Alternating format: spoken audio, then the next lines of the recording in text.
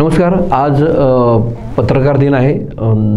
दर्पणकार बाळशास्त्री जांभेकर त्यांचं स्मरण या निमित्तानं करतो आणि वृत्तपत्रसृष्टी जी पारंपरिक प्रिंट मीडिया आणि इतर म्हणतो त्याच्यातील 3 चाकी रिक्षा म्हणतात किंवा 3 घटक असतात: संपादकीय, जाहिरात आणि वितरण. तर यामधील 2 दिग्गज आज आपल्याकडे आहेत. श्रीराम पवार सर यांचं मी स्वागत करतो. पुढारीपासून ते सकाळचे मुख्य संपादक आणि राष्ट्रीय पातळीवर दखल घेतलेल्या करंट अनकरंटपासून अनेक पुस्तकाचे लेखक असं आहे आणि एक पत्रकारिता एक वैचारिक असं अधिष्ठान त्यांच्याकडं आहे. त्याचबरोबर अमर पाटील हे फेमचे संस्थापक सदस्य आहेत. ॲड फाईन ही त्यांची संस्था आहे. गेली 20 वर्ष 25 वर्षापासून अधिक काळ ते कार्यरत आहेत. पवार सर गटनंबर म्हणजे टाईप सेटिंगच्यापासून ते आजच्या हायटेकपासून पर्यंतचा आणि एका ब्लॉक करून फोटो घ्यायचे यापासून ते आता मोबाईलवर पटकन 2 मिनिटात फोटो येतात असा जो सगळा प्रचंड प्रवास आहे मीडियातला, तशाकडे कसं बघता आपण आता या निमित्तानं? तो प्रवास खूप मोठा आहे, पण त्याच्यामध्ये स्पीड सतत वाढत गेलेला आहे. गटनबर्गचा टाईप, त्यानंतरचे एक बातमी पोहोचवण्यासाठीची किंवा फोटो पोहोचवण्यासाठीची जी काही लढाई होती, म्हणजे पूर्वी बेळगावला कुस्त्या व्हायच्या आणि कुस्तीचा एक फोटो मिळवायचा आणि तो दुसऱ्या दिवशी प्रसिद्ध करायचा, कारण कुस्त्या पुढच्या पण चालायच्या. तर हे करणं हे खूप मोठं दिव्य होतं.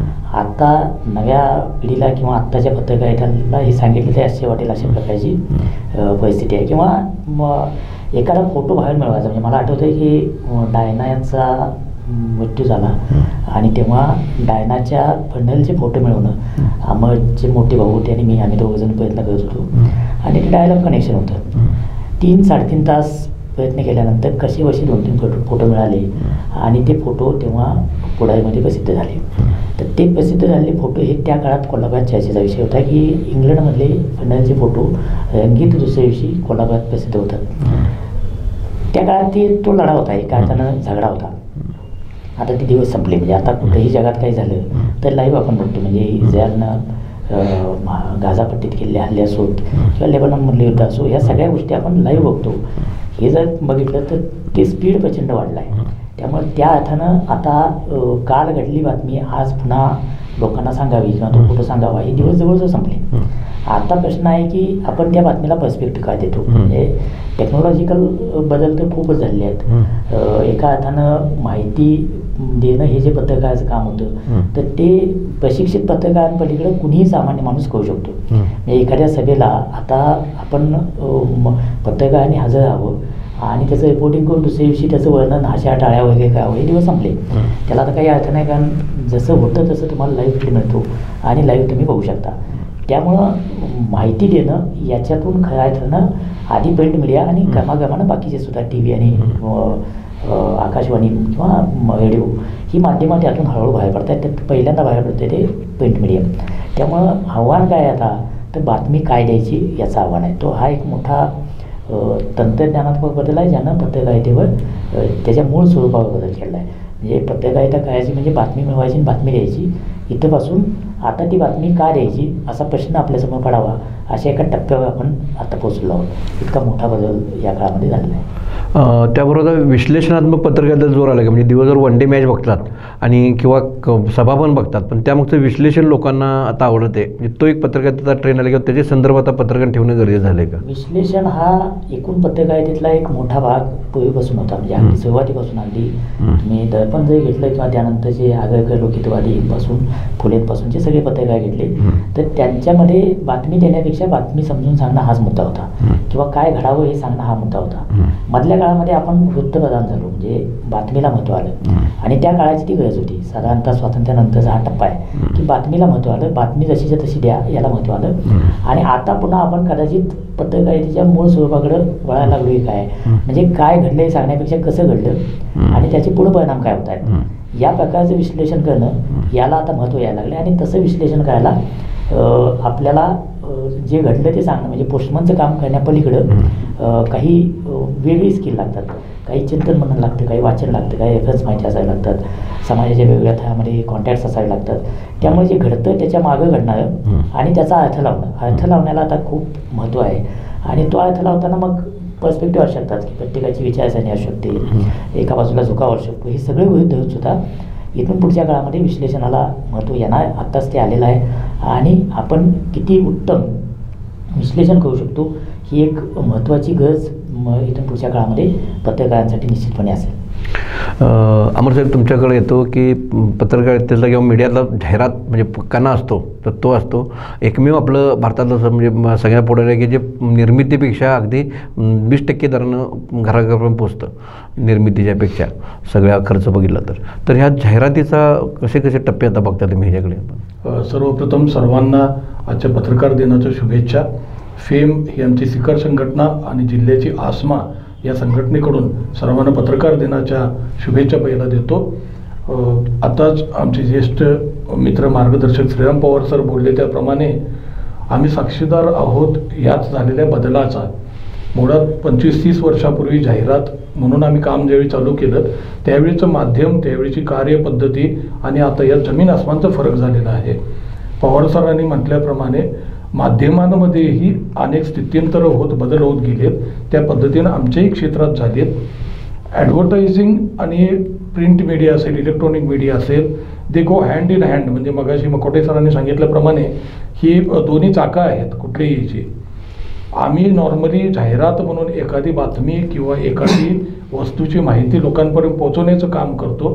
त्याच पद्धतीनं आपले पत्रकार बंधू किंवा माध्यमं ही समाजामध्ये वस्तुनिष्ठ बातमी देणे, जनजागृती करणे आणि बातम्यांचं विश्लेषण करणे हे काम करत असतात.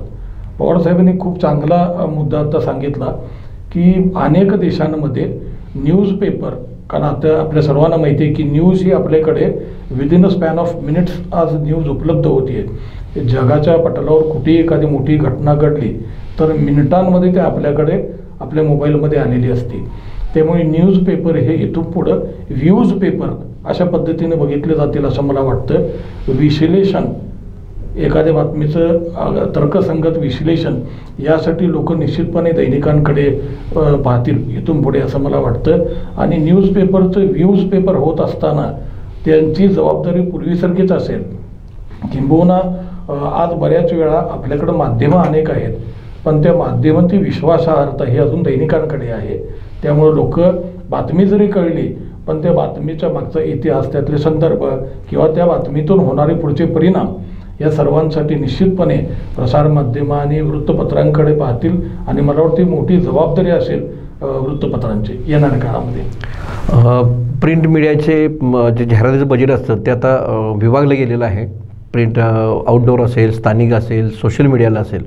तर हे विभागणी आता तुम्ही कशाप्रकारे किंवा क्लायंटची काय मागणी असते, काय ट्रेड असते त्यामध्ये? आता त्यामध्ये ॲडव्हर्टायझिंगमध्ये ज्याला आम्ही म्हणतो की इमिजिएट रिस्पॉन्स ज्याला लागतो त्याला अजूनही आम्हाला प्रिंट मीडिया किंवा आपले दैनिक वृत्तपत्र ही सर्वोत्कृष्ट माध्यम आहे. काही ज्याला ब्रँड पोझिशनिंग म्हणतात की एखादा ब्रँड सातत्यानं लोकांसमोर मांडला जाऊ शकतो. सातत्यानं दररोज दैनिकात जाहिरात देणे शक्य नसते पण ते डिजिटल मीडियामध्ये फेसबुकला, इंस्टाग्रामला, व्हॉट्सअपला आपण करू शकतो. असे वेगवेगळे प्रकार आहेत ज्यांना ब्रँड सातत्यानं लोकांसमोर न्यायचं आहे. हे सोशल मीडियावर थोडंसं बजेट खर्च करतात पण ज्याला रिस्पॉन्स ओरिएंटेड ॲडव्हर्टायझिंग म्हणतो आम्ही. उदाहरणार्थ एखादा सेल असेल, एखादा नवीन संकल्पना आहे, एखादं दुकानचं उद्घाटन असेल की जिथं लोकांनी यावं अशी इच्छा आहे तर त्याला अजूनही लोकांचा कल हा प्रिंट मीडियाकडं आहे. कारण प्रिंट मीडिया हे 100% लोकांपर्यंत जातं आणि त्याचा इम्पॅक्ट ही व्हिज्युअल आहे तो होतो. आपण सगळं अगदी बघितले की ST कंडक्टरला 10 रुपये द्यायचे आणि तिथं आमचं पाकिट नेऊन स्टँडवर देऊन प्रत्येक पेपरचे स्टॉल ते बॉक्स असायचे. तिथनं आपला एक शिपाई जाऊन घेऊन यायचा, ते द्यायचं. त्यानंतर फॅक्स आलं आणि उदयरावाबरोबर तुम्ही काम केलेलं आहे सगळ्यांनी की तंबाखूचं मोठं आंदोलन ज्यावेळी झालं निप्पाणीला त्यावेळी दुपारपर्यंत ते फोटो काढायचे, वेळावी द्यायचे. ते उदयराव घेऊन पुण्याला जायचे, केसरी छापून घेऊन यायचे अंक आणि ते वाटायचे. अशापासून ते आता CNN तर डायरेक्ट कॅमेरेच बसवलेले आहेत तिथं. आता जे युक्रेनला युद्ध चालू आहे ते तिथं समोर दिसतं. म्हणजे बातमी आता पोचणं हे सगळं आता म्हणजे सगळेच संदर्भ बदलले आहेत. तर ह्या संदर्भात कसं पाहताना मग नव्या पिढीनं त्यात काय करणं गरजेचं आहे? माहिती पोचण्याचे मार्ग आता इतके उपलब्ध आहेत की त्याच्यासाठी पत्रकारांवर अवलंबून राहावं ही स्थिती कमी व्हायला लागली आहे. त्यामुळं घडणाऱ्या घटना म्हणजे जसं आता तुम्ही म्हणाला की CNN कॅमेरा लावले, अशा प्रकारे कुठूनही काही मिळवणं सहज शक्य आहे. त्यात आता पत्रकारांचा रोल कमी व्हायला लागला आहे. रोल कुठं आहे तर यातलं समाज विघातक जाऊ नये, म्हणजे अजूनही आपण एक महत्त्वाचा फरक लक्षात घ्यायला म्हणजे जो समाज माध्यमात आहे आणि पारंपरिक माध्यमात विशेषतः प्रिंट मीडियामध्ये आहे. प्रिंट मीडियामध्ये गेट किपिंग नावाचं एक क्लासिकल फंक्शन आहे. गेट किपिंग म्हणजे काय आहे तर जे काही सगळ्या बाजूने येतं न्यूजच्या स्वरूपात येतं त्यातलं काय प्रसिद्ध करायचं आणि काय करायचं नाही याचा निर्णय प्रत्येक मिनिटाला कुणीतरी घेत असतो. मग ती एक हायरार्की असते. उपसंपादक असतो, चीफ सब असतो, न्यूज एडिटर असतो. या हायरार्कीमधून काय द्यायचं आणि काय द्यायचं नाही याचा निकाल लागत असतो. वेळाच समाज माध्यमात काय होतं की जो देणार आहे त्याच्या मर्जीनं ते जातं. म्हणजे माझी जर अभिरुचीच चांगली नसेल तर त्या प्रकारचा कंटेंट सहजपणे माझ्याकडून जातो आणि समाजात त्या प्रकारचा कंटेंट सहजपणे पसरतो. आपण आता अलीकडे बघतो क्लिकबेटच्या नावाखाली काय प्रकारची हेडिंग दिली जातात डिजिटल मीडियामध्ये. त्या हेडिंगचा आणि त्यातल्या मजकुराचा काही संबंध असतो का. हे अनेक वेळेला आपण नको त्या गोष्टींना खूप महत्त्व देतो. म्हणजे अगदी पळीतल्या घटनेच्या संदर्भात सुद्धा आपल्याला म्हणता येईल की चर्चा कुठून कुठं वळवायचा प्रयत्न झाला की जे देऊ नये ती हिडिंग आपण मीडियातून दिली आणि त्याचा परिणाम एकीकडे चर्चा जायला झाला. तर हे गेट किपिंगमध्ये टाळलं जातं. गेट किपिंगमध्ये पत्रकाराला ट्रेनिंगच यासाठी दिलेलं असतं की यातलं काय लोकांना दिलं पाहिजे. म्हणजे लोकांना आवडेल ते द्या हा जसा एक वर्तमानपत्रांचा किंवा एकूण मीडियाचा महत्त्वाचा भाग आहे. तसाच लोकांना काय आवश्यक आहे ते द्या आणि ते काय आवश्यक आहे द्यायचं ठरवणं यासाठी ट्रेनिंग असतं पत्रकारांचं. यासाठी सगळी मीडियाची रचना असते. समाज माध्यमांमध्ये हे असू शकत नाही कारण ती मुळातच व्यक्तिकेंद्रित आहेत. म्हणजे ज्याला वाटेल तो आपलं म्हणणं प्रसारित करू शकतो. ते एका अर्थानं वाईट नाही, चांगलं आहे. पण त्याच्यावर आपण मीडिया म्हणून विश्वास ठेवणं येऊ शकत नाही. आता आम्ही सांगितलं ते काय आहे की विश्वास आहे म्हणून आजही जगभर प्रिंट मीडियालाच मान्यता काय आहे. विशेषतः कोविडच्या काळामध्ये लखलखितपणे सिद्ध झालं. कोविडच्या आधीपर्यंत पत्रकारांच्या सगळ्या संघटना किंवा ज्या जागतिक पातळीवरच्या ऑर्गनायझेशन आहेत तिथं चर्चा अशी असायची की मुद्रित माध्यमांचा प्रभाव, मुद्रित माध्यमांचा विस्तार हा घटत निघाला आणि हळूहळू करत हे संपेल की काय. पण कोविडमध्ये असं लक्षात आलं की हे संपत नाही आहे पण विश्वास आहे म्हणून अजूनही मुद्रित माध्यमांनाच मान्यता जगभर आहे. आणि त्यानंतर जर आपण बघितलं तर पुन्हा एक काय टर्नअराउंड म्हणतो अशा प्रकारची परिस्थिती माध्यमांमध्ये पारंपरिक मीडियामध्ये दिसते आहे. मग ते रेव्हेन्यूच्या अंगानं असो, ते विस्ताराच्या अंगानं असो किंवा एकूण प्रभावाच्या अंगानं असो. शेवटी बातमी पत्रकारिता कशासाठी असते तर आपल्याला काहीतरी सांगायचं आहे आणि त्याचा परिणाम ज्यांना सांगायचा आहे त्यांच्यावर व्हावा. तो परिणाम घडवण्याची ताकद आजही जितकी मुद्रित माध्यमांमध्ये आहे तितकी ती समाज माध्यमांमध्ये आहे नाही. चांगल्या अर्थानं प्रभाव टाकण्याची ताकद. त्यामुळं हे जे टप्पे किंवा जे बदल तुम्ही म्हणालात ते बदल तर आहेत पण ते बदल गृहीत धरून आणि बातमी देण्याच्या प्रक्रियेतून वर्तमानपत्र हळूहळू बाजूला होत आहेत हे सुद्धा गृहीत धरून इथून पुढच्या काळात सुद्धा वर्तमानपत्रांची भूमिका असेल. याचा अर्थ असा नाही की डिजिटल मीडियाची भूमिका नाही. डिजिटल मीडियाची भूमिका निश्चितपणे असेल. जसं आम्ही आता आपल्याला सांगितलं की ब्रँड व्हॅल्यू वाढवण्यासाठी सातत्यानं डिजिटल मीडियमवर जाहिरातींचा माया करावा लागतो. ते जसं खरं आहे तसंच डिजिटल मीडियममधून अगदी फास्ट न्यूज देणं किंवा पत्रकारितेत किती नाही म्हटलं तर लिमिटेड लोकांनाच लिहिण्याची व्यक्त होण्याची संधी आहे. त्याच्या पलीकडच्या मासला म्हणजे एका अर्थानं माहितीच्या वहनाचं लोकशाहीकरण या समाज माध्यमांनी किंवा डिजिटल मीडियमने केलेलं आहे. त्यामुळे त्याचं आपण महत्त्व नाकारायचं कारण नाही पण ते विरुद्ध हे अशा प्रकारचं द्वंद्व जे सांगितलं जातं तसं ते नाही आहे. या दोन्हीलाही महत्त्व आहे, या दोन्हीचंही अस्तित्व आहे. शेवटी मुद्दा काय आहे की आपण काय देतो, कसं देतो त्यासाठी वेगवेगळे प्लॅटफॉर्म आहेत. काय देतो, पत्रकारितेची मूल्य पाळतो की नाही याला जास्त महत्त्व आहे. आणि ते एकदा पाळायचं असं ठरलं की मग तीच बातमी वेगवेगळ्या प्लॅटफॉर्मवर वेगवेगळ्या पद्धतीनं देता येते आणि ते लोक वेगवेगळ्या पद्धतीनं कन्झ्युम पण करतात. कारण मीडिया कन्झम्पशन नावाचं जे प्रकरण आहे ते खूप मोठ्या प्रमाणावर मागच्या 10 वर्षामध्ये बदललेलं आहे. ते वयोगटानुसार बदललेलं आहे, ते व्यवसायानुसार बदललेलं आहे, ते तुम्ही वेगवेगळ्या सोशिओ इकॉनॉमिक क्लासेसमधून येता त्यानुसार बदललेलं आहे. आणि मग हे नवी जी माध्यमं आहेत ते आपल्याला एक अशी ताकद प्रदान करतात की आपल्याला कुणापर्यंत पोचायचं आहे. आपल्याला विशिष्ट वयोगटातल्या युवकांपर्यंत पोचायचं आहे, गृहिणींपर्यंत पोचायचं आहे, नोकरदार महिलांपर्यंत पोचायचं आहे. तर त्यांच्या कंटेंटच्या नीड ह्या वेगळ्या आहेत. पूर्वीचं वर्तमानपत्र हे एका अर्थानं जी मोठ्या हॉटेलमध्ये थाळी मिळते तशा प्रकारचं असतं की त्यात सगळं असतं.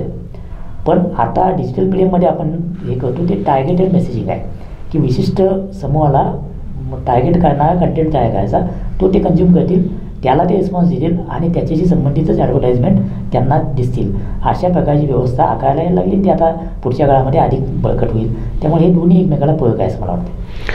शेवटच्या टप्प्याकडे येताना गेल्या वर्षी 2 मोठ्या निवडणुका केंद्राच्या आणि राज्याच्या आपण सगळ्या बघितल्या. अमोलसाहेब, ह्या बाबतीत राज्यात म्हणजे केंद्रातनं मोठे मोठे फुल पेज जाहिराती सगळीकडे यायच्या किंवा यायचं ते प्रमाण प्रचंड कमी झालं का आणि काय नेमकं झालं असं वाटतं? किंबहुना यावेळी प्रसारमाध्यमं आणि विशेषतः इलेक्ट्रॉनिक मीडिया आणि प्रिंट मीडिया यामधले जाहिरातीचे बजेट हे पूर्वीपेक्षा खूप वाढले.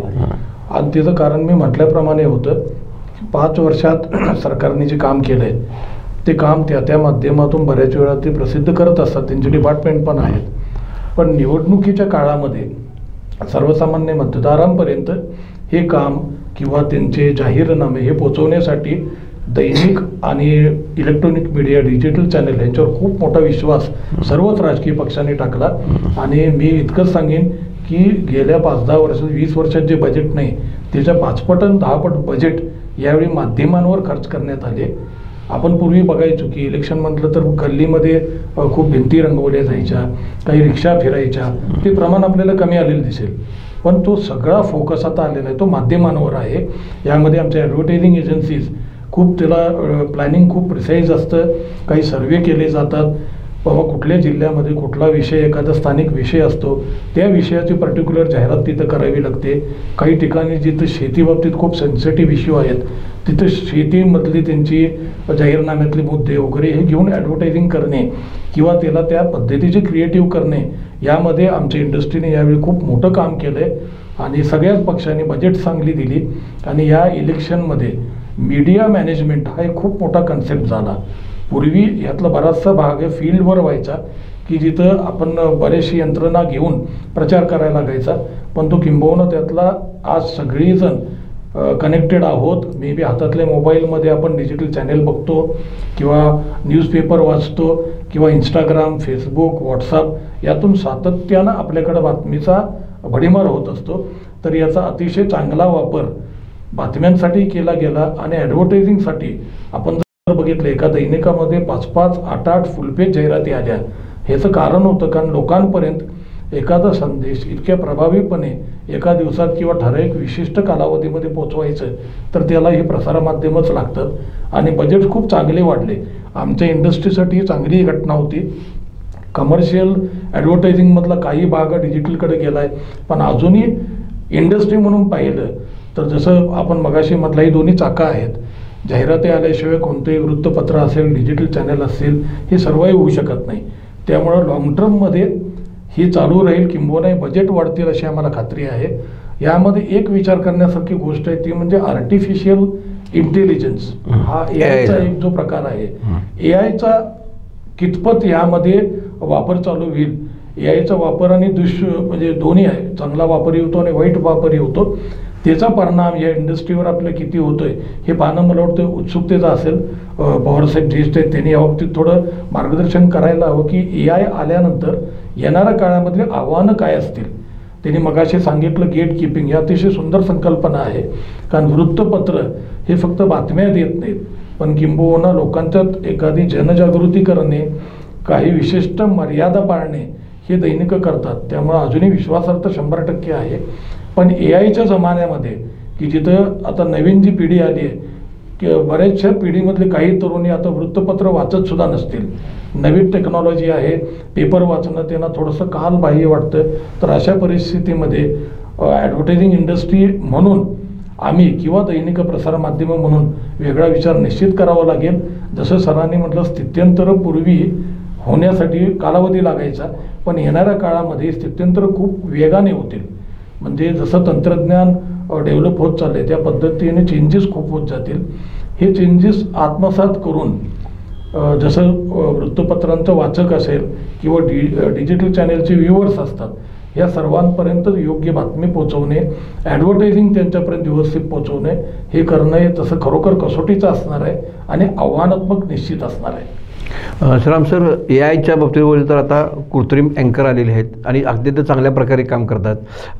बातमीसुद्धा तुम्ही 4 मुद्दे सांगितले की ती बातमीसुद्धा तयार होऊन येते किंवा वकिलांना नुसतं पॉईंट दिलं तर ते 16 पाण्याचं त्यांचं ते जे जजमेंट येतं. तर नवीन तंत्रज्ञानाला पहिल्या टप्प्याची भीती येते. त्या भीतीच्या टप्प्यात आता माध्यम आणि सर्व समाज म्हणायचं आहे का? कुठलंही तंत्रज्ञान जेव्हा बदलतं ना तेव्हा त्याचा परिणाम कुणावरही होत असतो. हे ज्याला आपण first industrial revolution, second industrial revolution, third आणि आता फोर्थ म्हणतो. तर या प्रत्येक टप्प्यामध्ये कुठल्या ना कुठल्या तरी घटकावर तो घटकच नष्ट होतो की काय असे परिणाम होतात, तशी यात पण होणार.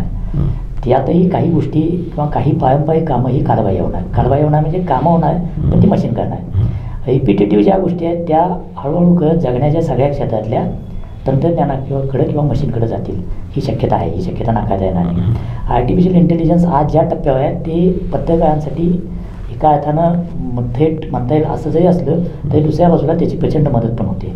मदत कशासाठी होते तर ज्या गतीनं तुम्ही माहिती गोळा करू शकता, बॅकग्राऊंड गोळा करू शकता, त्यासाठी जे AI ची टूल्स किंवा चॅटबोट्स ज्याला म्हणतो ते वापरतो, याचा प्रचंड वापर चांगल्या पद्धतीनं करता येणं शक्य आहे. पण त्याचबरोबर त्याचा दुसरा भाग काय आहे की या ज्या रिपीटेड करणाऱ्या गोष्टी आहेत, म्हणजे जसं तुम्ही म्हणाला की 4 मुद्दे दिल्यानंतर बातमी तयार होते. बातमी तयार होते म्हणजे काय होतं तर बातमीची एक सिक्वेन्स असतो की बाबा लीड असतं, त्यानंतर दुसरा पॅराग्राफ असतो.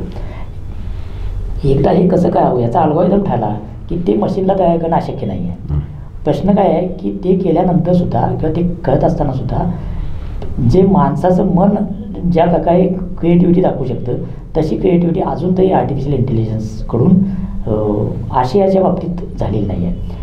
म्हणजे चित्रकलेच्या बाबतीत काही प्रमाणात दिसते, बाकीच्या गोष्टीत दिसते, पण ज्याला आपण म्हणतो की माझ्या मनातनं निर्माण झालेलं आहे ते जसंच्या तसं टिकून येत नाही. याचं एक मुख्य कारण काय आहे की हे जे जनरेटिव्ह AI नावाचं प्रकरण आहे हे या क्षणाला इंटरनेटच्या विश्वात जे अस्तित्वात आहे ते कव्हर करतं आणि त्यातून सुसंगत संदर्भ शोधून त्याच्यावर जे काही प्रोसेस करून तुम्हाला प्रोडक्ट देतं.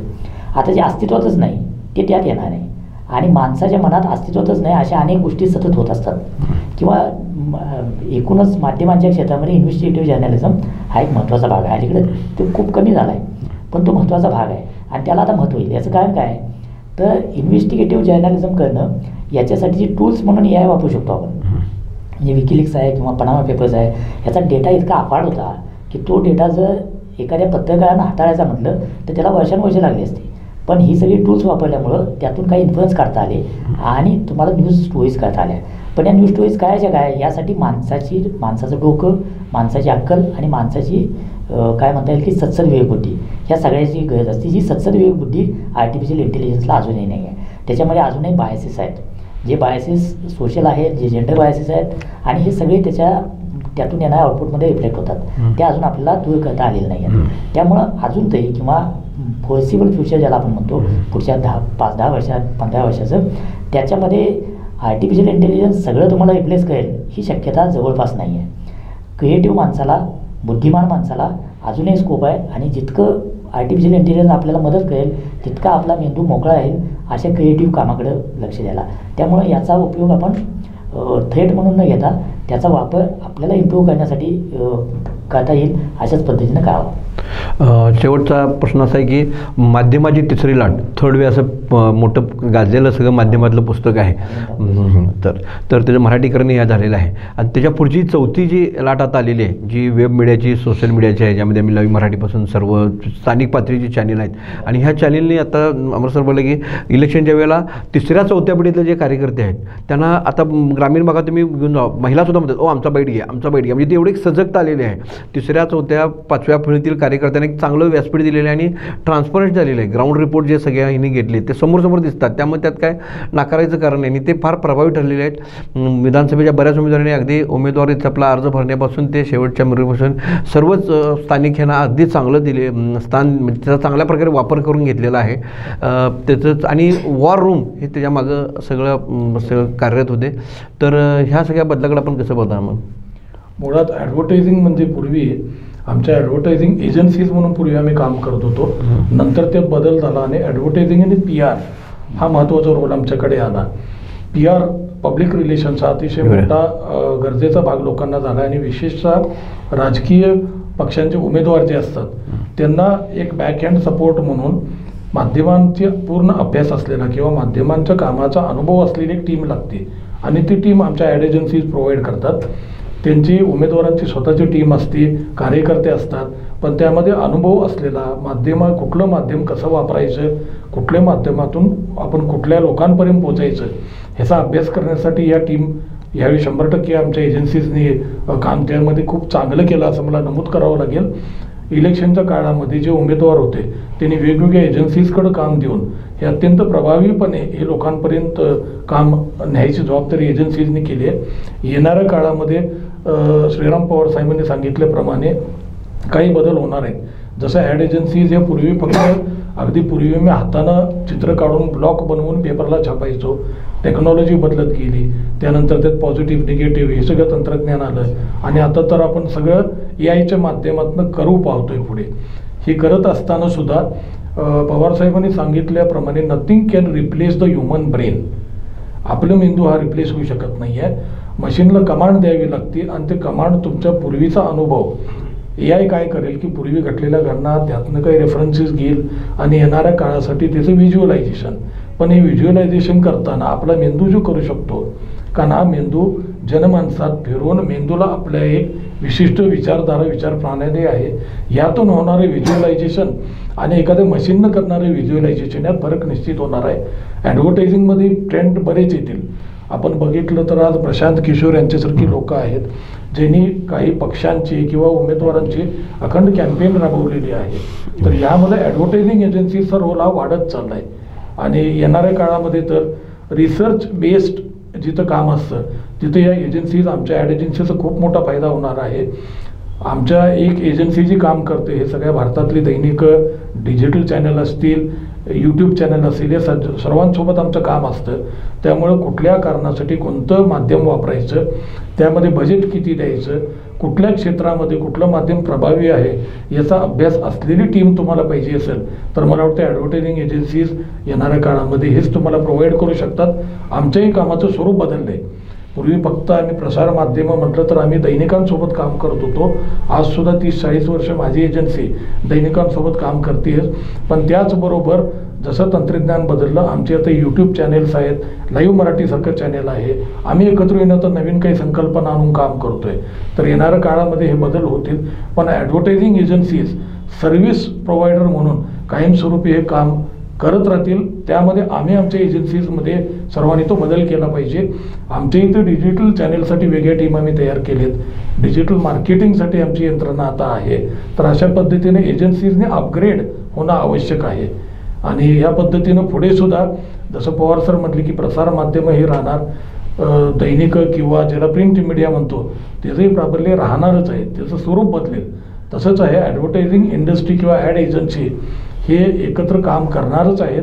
पण येणाऱ्या काळामध्ये ते बदल आम्हाला करावे लागतील. आमच्या एजन्सीजमध्ये आम्ही जे सर्व्हिस देतो, आमच्या कामाचं स्वरूप आहे ते नवीन पिढीला किंवा नवीन तंत्रज्ञानाला सुसंगत सर्व्हिस आम्ही जर दिली तर ॲडव्हर्टायझिंग एजन्सीचं काम किंबहुना आत्तापेक्षा तिप्पट वाढेल याची मला खात्री आहे. सर समारोपाचा प्रश्न तुम्हाला असा आहे की सोशल मीडियाचं हे सगळं प्रचंड वाढलेलं आहे. त्याच्याविषयी वाद प्रतिवाद भरपूर आहेत, यांच्यात मॅच्युरिटी नाही, हे नाही. पण ह्या विधानसभा निवडणुकीमध्ये त्याचं महत्त्व अधोरेखित झालेलं आहे. म्हणजे रात्री उशिरा होणाऱ्या सभा असतील, सभेला जरी गर्दी कमी असली तरी लाईव्ह प्रक्षेपण, आता आमच्या इथून आम्ही 3-3, 4-4 अगदी 5-5 सभेचं लाईव्ह प्रक्षेपण करत होतो रात्री 10पर्यंतच्या कमी वेळात, कारण 14 दिवसाचा पिरियड मिळाला होता. तर या सगळ्याच्यात बॅक स्टेजला सुद्धा प्रचंड प्रमाणात त्यांची सगळी यंत्रणा होती. तर एवढ्या फास्टपणे हे सगळं चाललं आहे आणि याचा प्रभाव आता कोणी रुक्मी मान्य केलेला आहे, याचा ताकद आहे. पण मग ते त्याला एक वैचारिकता येण्यासाठी किंवा त्याला एक संपादक येण्यासाठी प्रिंट मीडियातल्या लोकांनी जावं, त्यात सहभाग त्यांचा वाढवला पाहिजे, लेखकांचा वाढवला पाहिजे, विश्लेषण करणाऱ्या लोकांचा वाढवला पाहिजे. तर हे चौथ्या पिढीचं जनरेशन आहे, त्यांनी काय प्रकारे काम केलं पाहिजे पुढच्या काळात? नाही, एक तर काय आहे की हे माध्यम नवं आहे आणि कुठलंही माध्यम नवं येतं तेव्हा त्याच्यामध्ये या प्रकारचे काय म्हणतात काही कामामध्ये इमॅच्युरिटी राहणार. ती वर्तमानपत्रांच्या सुरुवातीच्या काळात सुद्धा त्या काळातले शहाणे लोक असं म्हणायचे हे काय छापतात, हे सगळीकडे होतं. यात काही अगदी त्याचा आश्चर्य वाटावं किंवा त्याच्यावर लगेच फुली मारावी असं काही नाही आहे. प्रश्न एवढाच आहे की हे माध्यम सहजपणे कुणाच्या हातात मिळू शकतं. त्याचा परिणाम म्हणून आता तुम्ही ज्या चॅनलचा सगळ्याचा उल्लेख करताय त्याला किमान ऑर्गनायझेशन आहे. हे सगळे प्रसारित करणारे किमान एक चॅनल आहे, काय ते वेबसाईट आहे, अमुक आहे तमुक आहे, त्याला काम करणारे लोक आहेत. पण ज्याचं काहीच नाही तो सुद्धा आपल्या मोबाईलवर काहीतरी कंटेंट तयार करतो आणि तो इंस्टाग्रामवर, फेसबुकवर कशावर ते रिलीज करत असतो. या सगळ्याचा मिळून सोशल मीडिया तयार होतो आणि या सोशल मीडियामध्ये म्हणजे समाजाच्या हिताचा विचार प्रत्येक वेळेला होतोच असं नाही. किंबहुना फेक नॅरेटिव्ह पसरवणं, डीप फेक व्हिडिओज सारख्या गोष्टी तयार करणं, जे आता आर्टिफिशियल इंटेलिजन्सनं सहज शक्य आहे. आणि याचा पण एक काळ असेल, एक पीक असेल. माणसांना हे सगळं खोटं बघून शेवटी लक्षात येईल की हे सगळं बघायचं असतं, पण याच्या विश्वास ठेवायचा नसतो. त्यासाठी आणखी काही गोष्टी करायला लागतात. तर या टप्प्यापर्यंत समाज आणि ही माध्यमं पण मॅच्युअर होतील आणि यातली जी गदळघाण आहे ती हळूहळू खाली बसेल आणि जे चांगलं आहे तेच टिकेल. हेच सगळ्या व्यवसायात होत असतं. जेव्हा असा विस्फोट होतो माहितीचा किंवा कुठल्याही व्यवसायाचा, तेव्हा त्यात 4 वाईट प्रवृत्ती येणार. तशा त्या या समाज माध्यमात पण आपल्याला दिसत आहेत आणि त्याचे वाईट परिणाम पण दिसत आहेत. त्याच्यासाठी जे रेग्युलेशन्स पण येऊ घातले येत आहेत, ते येतील, त्याच्यावर पण वादविवाद आहेत. तो काय आत्ताच्या आपल्या चर्चेचा विषय नाही, पण हे सगळं होणार. मुद्दा काय आहे की यात अधिकाधिक मॅच्युरिटीनं काम कसं करावं, कारण वर्तमानपत्रांना काही 100 वर्षांचा इतिहास आहे आणि ह्या सगळ्या समाज माध्यमांचा सगळा मिळून इतिहास 5, 10, 15 वर्षाच्या पेक्षा जास्त नाही आहे.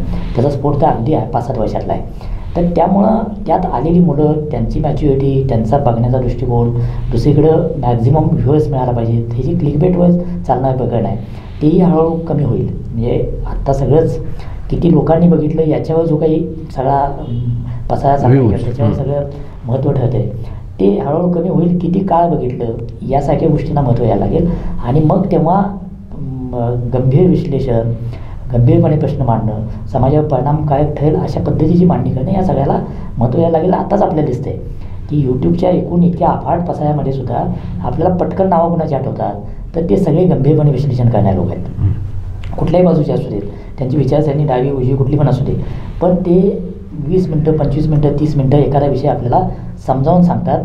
अशा लोकांची नावं आठवतात. आपल्याला 1 मिनटाचा बाईट घेणाऱ्या कोणाचं नाव आठवतं का या मीडियाच्या संदर्भात? नाही आठवत. याचं कारण तेच आहे की शेवटी माणसाच्या मनावर परिणाम कोण घडवू शकतो, ज्याच्यामध्ये गांभीर्य आहे, ज्याच्यामध्ये खुली आहे, तोच घडवू शकतो. आणि हळूहळू करत या सगळ्या माध्यमाला लक्षात येईल की आपल्याला या दिशेनं जायचं आहे आणि तो काळ फार दूर नाही असं मला वाटतं. पत्रकार दिनाच्या सर्व कार्यक्रमाच्या मांदियाळीमध्ये आजच्या धावपळी याच्यामध्ये हे 2 दिग्गज श्रीराम पवार सर, अमर पाटील सर येता आले. नवी मराठी परिवारच्या वतीने त्यांचे पुन्हा एकदा आभार. धन्यवाद. धन्यवाद.